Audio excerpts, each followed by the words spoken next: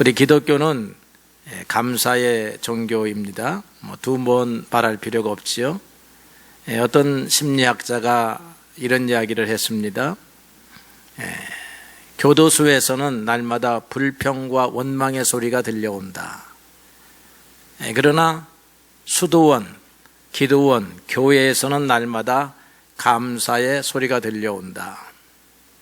예수 믿는 사람들은 감사하는 사람이죠. 근데 이게 이제 어디까지 되어야 하냐면 여러분의 가정에서도, 사업에서도, 혹은 안 좋은 일을 만나도 감사해야 되는 거죠. 또 기독교는 희망의 종교입니다. 어떠한 경우에도 희망의 끈을 놓지 않아야 기독교인이요, 예수 안에 있는 사람들이지요. 욥은 극심한 질병의 고난을 당했잖아요. 그런데 그가 이렇게 고백을 합니다. 여호와께서 그가 나의 가는 길을 아시나니 그랬습니다. 하나님이 내 뒤에 계신다 라고 하는 사실을 알면 소망을 가질 수가 있는 것입니다. 여러분들은 우리 교회에 소리함이 있는 걸 아시는가 모르겠어요. 소리함이 있습니다. 거기에 여러분들의 기도의 제목 또는 질문하고 싶은 것, 건의하고 싶은 것을 하라고 이제 소리함을 지금은 이제 사무실 들어가는 입구에다 놨죠. 한 2년 걸어놓은 것 같아요. 근데 제가 일주일에 한 번씩 열쇠로 열어봅니다. 그러면 비어 있어요. 그런데 어느 날 딱 한 통의 메모지가 들어있었습니다. 굉장히 반가운 일이죠. 소리함 2년 걸어놓고 딱 한 통의 메모지, 아마 이 자리에 있을지 몰라요. 그분이 질문을 했어요. 아마 요한일서 4장을 읽고 질문을 드렸다라고 그렇게 생각합니다. 사랑에는 두려움이 없나니 온전한 사랑이 두려움을 내어 쫓느니라. 이런 말씀이 있는데 그분의 질문은 온전한 사랑이 무엇일까요? 두려움을 내어 쫓는 온전한 사랑이 무엇일까요? 그렇게 질문만 했지 누구라고 밝히지를 않았기 때문에 오늘 말씀에 의거해서 한번 밝힐까 생각합니다. 저에게 소리함을 통해서 첫 질문한 것이기 때문에 여러 번 기도하고 생각해 보았습니다. 그리고 해답을 얻었습니다. 뒤에 든든한 후원자가 있으면 두려워하지 않습니다. 특별히 어린아이들에게서 그걸 볼 수가 있어요. 내 아버지 엄마가 나를 사랑하신다 라고 한 생각을 가지면 두려워하지 않고 인생의 길을 배워나가게 됩니다. 우리 어린아이들을 길러보니까 그래요. 손주들을 길러보니까 그래요. 계단 내려가는 거 두려워하지 않습니다. 걸어가는 거 두려워하지 않아요. 개가 오는 거 두려워하지 않습니다. 자동차가 오는 거 두려워하지 않습니다. 몰라서지요. 몰라서. 그런데 자세히 생각을 해보니까 뒤에 할아버지가 있고 아버지가 있고 엄마가 있어서 그런 거예요. 그게 하나님이 내 뒤에 계신다라고 믿는 사람은 두려워하지 않는다는 것입니다. 그게 온전한 사랑이에요. 하나님의 사랑이 온전한 사랑이시거든. 그러니까 여러분들이 어려움을 당하면 아빠, 엄마 부르지만 결국은 하나님을 부르셔야 돼요. 하나님이 우리의 하나님이시고 우리를 살리시는 하나님이시고 보호하시는 하나님이신 것입니다. 요셉은 애굽 땅에 팔려갑니다. 그것도 너무나 드라마틱하게 형제들의 질투와 시기 때문에 팔려가죠. 그곳에서 인간 이하의 밑바닥 생활을 경험하는데 요셉이 소망을 잃지 않았습니다. 그 소망을 잃지 아니한 비결이 무엇인가? 나중에 자기 형들에게 밝히는 말에서 드러납니다. 하나님이 나를 여기까지 인도하셨습니다. 이리로 인도하시니가 하나님이십니다 라고 고백하는 것을 보니까 어떠한 상황, 어떠한 처지에 있더라도 하나님이 나와 동행하신다 하는 믿음을 가지면 인생을 이길 수 있어요. 두려움을 이길 수 있습니다. 소망의 끈을 놓지 않는 거죠. 오늘 희망을 붙잡은 한 왕의 이야기가 나옵니다. 그 왕의 이름은 아하스예요. 아하스는 20살의 왕이 돼가지고 16년 동안이나 다스리는데 그의 일생 전반을 평가하면, 신앙적으로 평가하면 마이너스 점수입니다. 좋은 점수를 못 받아요. 그런데 오늘 여기서 이 한 사건에서는 하나님을 통하여 희망을 붙잡고 있습니다. 아하스는 남쪽 유다 왕국 다윗의 정통성이 이어지고 있는 나라의 왕입니다. 제 14대 임금이에요. 다윗을 일대로 하면 14대 임금인데, 그 바로 위에 솔로몬 다음 르호보암 시대에 갈라졌던 북쪽 나라, 우리 이스라엘이 갈라진 것을 우리 남북하고 비교를 해보면 뭐 비슷하게 이해가 된단 말이죠.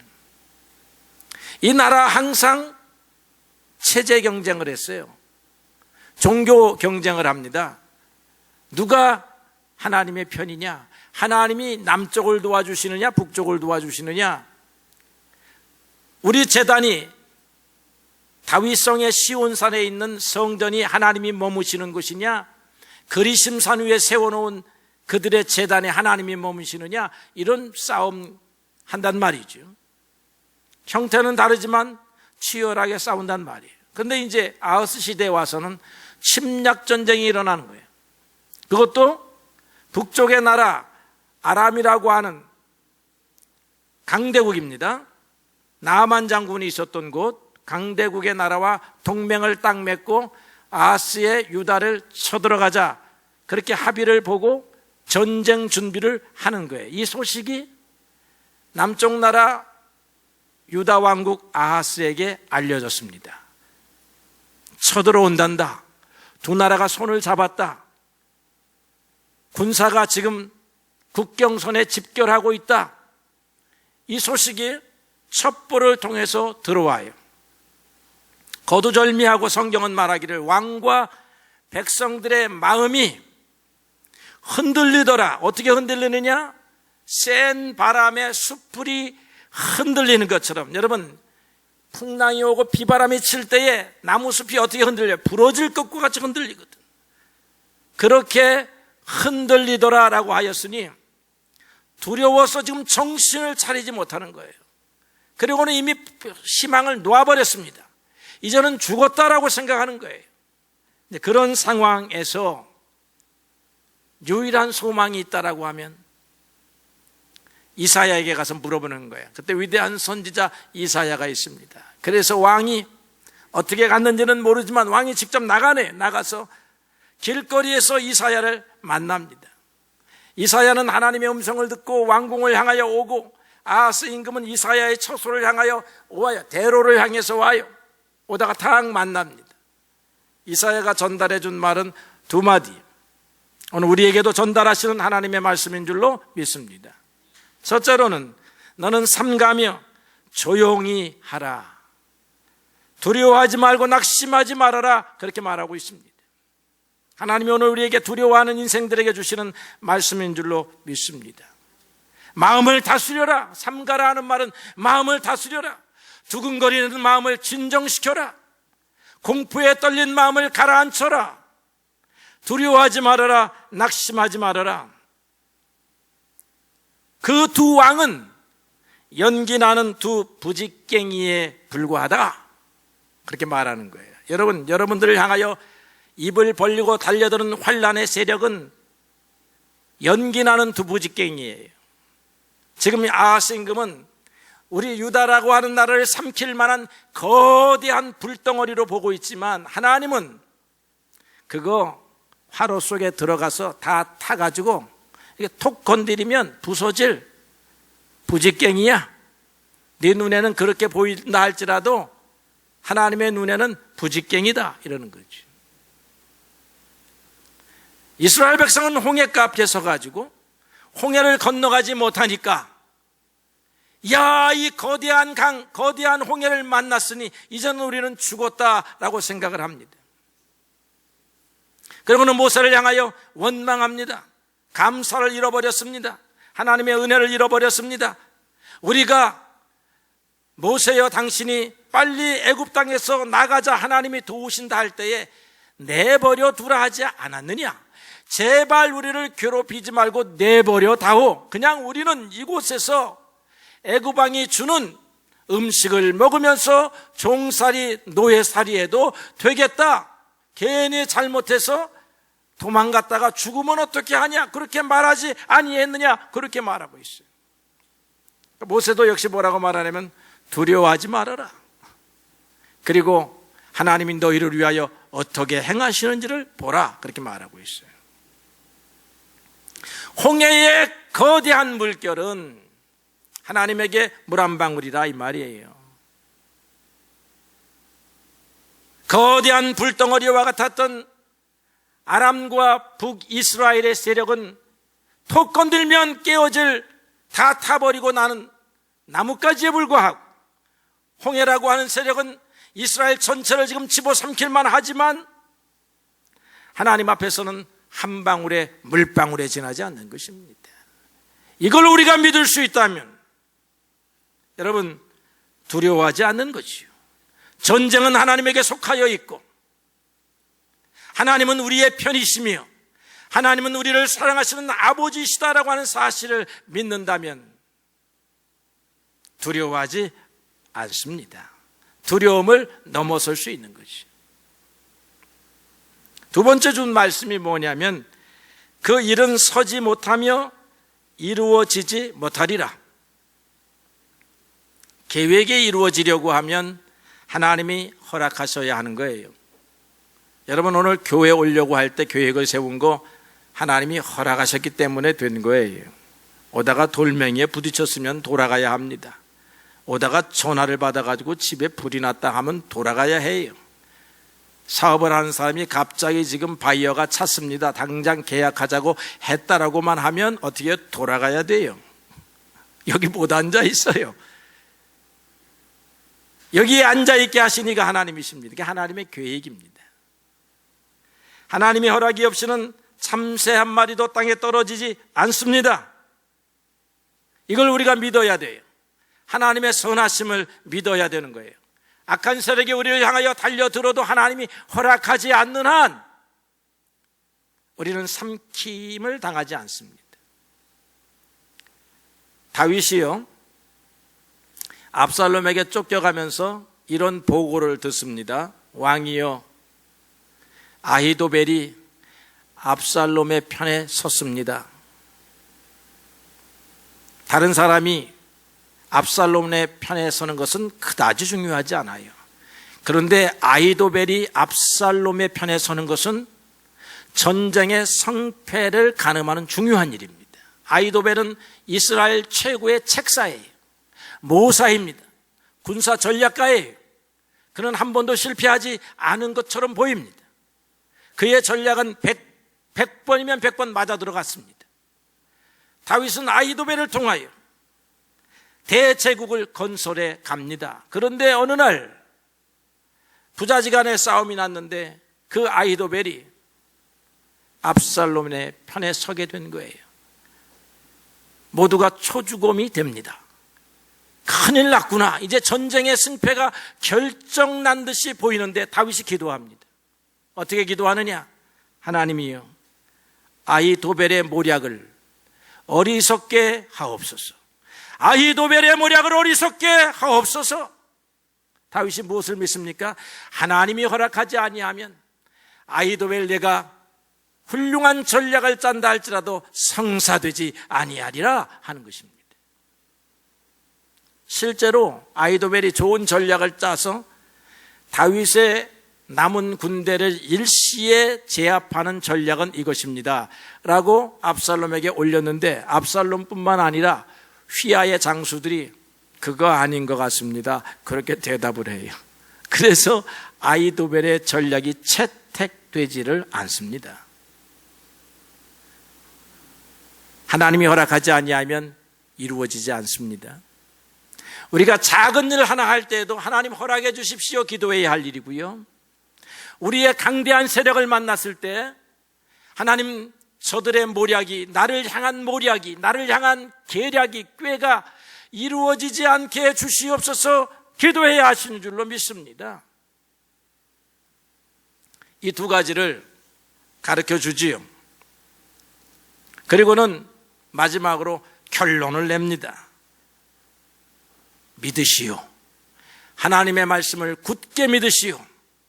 하나님의 말씀을 믿으시면 설 것이요, 믿지 아니하면 서지 못할 것이요 라고 그렇게 말해주고 있습니다. 이 하나님에게서 온 이 말씀은 약속의 말씀입니다. 그러기에 희망의 말씀이에요. 하나님은 단순히 당신의 미래에 이런 일이 일어날 것입니다 라고 예지해주는 점장이가 아니시고, 당신의 미래에, 너의 미래에 무슨 일이 일어나든지 내가 너를 붙들리라 하시는 말씀입니다.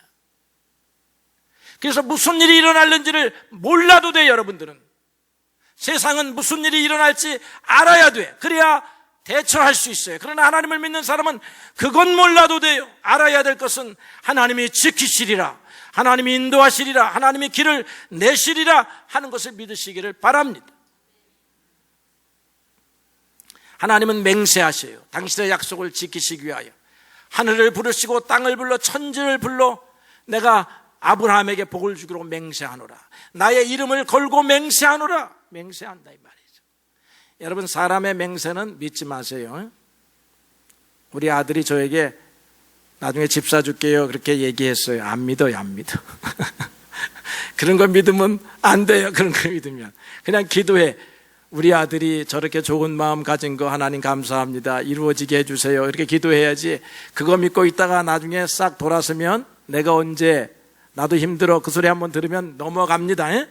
사람의 말은 믿지 말고, 맹세했다고 믿지 말고 하나님 말씀만 믿으시기 바랍니다. 하나님은 맹세하셨어요.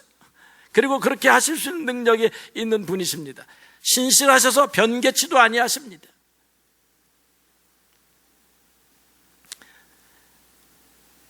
인간의 경험을 고려해 보면요, 나보다 강한 적이 쳐들어오면 지는 것입니다. 지금 군사 전략가들이 판단을 딱 해요. 야, 지금 우리 유다 왕국하고 저쪽 북쪽 에브라임 그리고 아람 왕국이 연합해서 싸우면 어떻게 되겠느냐. 그 백전백패입니다. 어떻게 해야 되냐? 항복해야 됩니다. 도망가야 됩니다. 이게 나와요. 불을 보듯 뻔한 거예요. 그런데 하나님의 약속은 인간의 경험에 좌우되는 것이 아니에요. 인간의 경험을 넘어선다 이 말이지요. 하나님이 아브라함에게 적자를 주시겠다고 약속을 했어요. 아브라함의 나이는 점점 어떻게 돼가냐? 나이가 많아지고, 그 다음에 자기가 원하던 시절이 있어요. 40대 50대에 하나님 후손을 주시기를 바랍니다 했던 때가 있는데 그 시기가 지나가요. 그러니까 창세기를 읽어보니까 아브라함이 말하기를, 하나님 괜찮습니다, 내가 수와 종으로 데리고 있는 청년 가운데 아주 좋은 청년이 있어요. 이 청년을 후계자로 삼고자 합니다. 하나님이 아니라고 하는 거예요. 그 다음에 이제 하갈을 통해서 이스마엘을 낳아서 이스마엘이면 족하겠습니다. 그것도 아니라는 거야. 사라를 통해서 주시겠다는 거야. 아니, 아브라함이 생각할 때에 이제는 글렀는데요, 옛날 같으면 모르는데 지금은 틀렸는데요, 내 나이가 100살이고 내 와이프의 나이가 90인데요 하나님 이상하십니다 하고 웃었단 말이에요. 하나님이 또 그 자리수가 아니라 또 다른 데서 얘기하시니까 이번엔 사라가 웃었어요. 인간의 경험상 불가능한 것입니다. 그런데 하나님은 이 인간의 경험을 뛰어넘으신다 이 말이죠. 인간의 경험에 의지하고 있는 생각을 바꾸셔요. 그 인식을 바꾸십니다.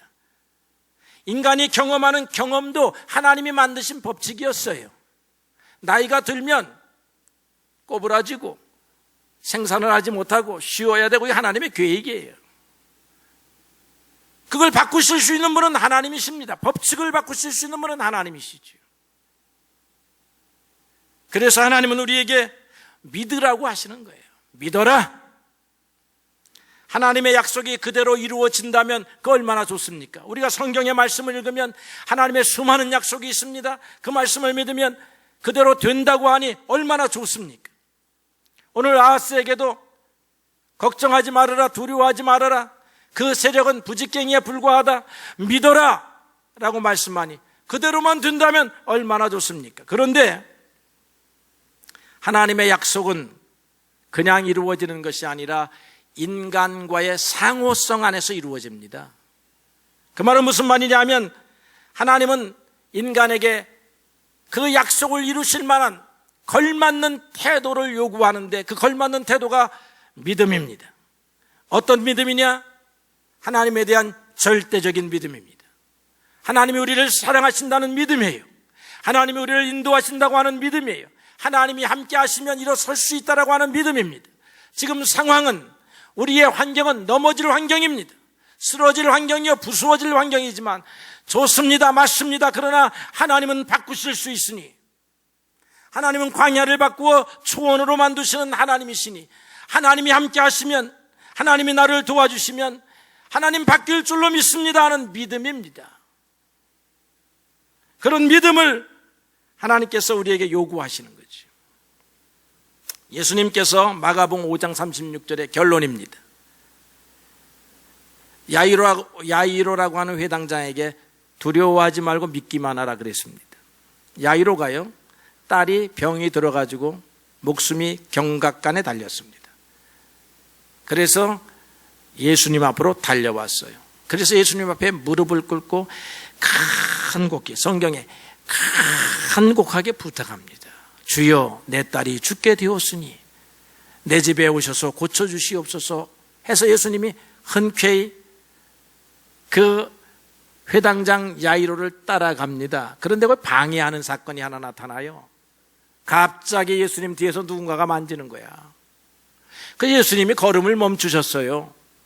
그리고 누구냐? 내 옷자락을 만진 사람이 누구냐 또 물으셔요. 지금 이 야이로는 속이 타들어갑니다. 아니, 한 걸음이라도 빨리 집에 가야 되겠는데, 예수님이 걸음을 멈추시고 그 다음에 누군지 불러내시고 사람은 대답을 않고 어떤 여자가 나타나서 접니다 하고 나타났습니다. 그런데 그 여자하고 얘기를 하는 거야, 한참이나. 성경에 보니까 예수님께서 그 여인과 말씀을 하실 때에, 계속 하실 때에 회당장의 집에서 사람이 와서 말하기를 당신의 딸이 죽었습니다 라고 통지하는 거예요. 아니, 시간을 다투는 일이었는데, 아니 예수님은 이 시간을 다투는 일에 그렇게 무심할 수가 있는가 라고 하는 그런 상황입니다. 그때 그 이야기를 들으시고 예수께서 회당장에게 말합니다. 두려워하지 말고 믿기만 해라. 믿기만 하라, 이 말이 무슨 말이냐면 두려움을 제하고 믿어라 하는 말이에요. 너희가 믿으려고 하는데 그 믿음을 방해하는 요소가 있어. 그러니까 그걸 고려해. 그러지 말고 다 그거 빼버리고 믿기만 해라. 지금 내가 너와 함께 있다라고 하는 사실을 강조하시는 거예요. 결론입니다. 주님이 여러분과 함께 하십니까? 그렇게 믿으십니까? 그럼 믿으세요. 주님이 함께 하시면 믿으세요. 주님이 여러분의 삶을 인도해 가십니다. 우리 교회를 인도해 가십니다. 여러분의 가정을 인도해 가십니다. 자녀들을 인도해 가십니다. 믿으면 굳게 설 것입니다. 아멘, 할렐루야.